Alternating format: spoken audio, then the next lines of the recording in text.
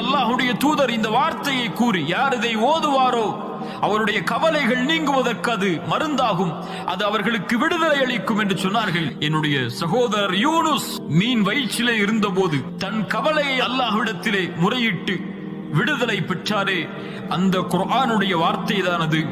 லா இலாஹ இல்லா அன்த சுப்ஹானக இன்னி குன்து மினல் ஸாலிமீன். படைத்த இறைவனே, வணங்க தகுதியானவன் உன்னை தவிர வேறு யாரும் இல்லை. நீ பரிசுத்தமானவன், நாங்களோ பரிசுத்தம் இல்லாதவர், அநீதம் செய்பவர்கள் நாங்கள். யா அல்லாஹ், நீ பரிசுத்தமானவன். யா அல்லாஹ், உன் மீது இப்போதும் நம்பிக்கை கொண்டிருக்கிறேன். யா அல்லாஹ், உன்னை தவிர வணங்க தகுதியானவன் யாரும் இல்லை என்று யூனுஸ் எப்படி கூறி அவருடைய பிரச்சனையை அல்லாஹ் தீர்த்தானோ, அது போன்று யார் கவலையில் இந்த துஆவை ஓதுவாரோ அவருடைய கவலைகள் நீங்கும் என்று பொருள்பட அல்லாஹ்வுடைய தூதர் ஸல்லல்லாஹு அலைஹி வஸல்லம் சொன்னார்.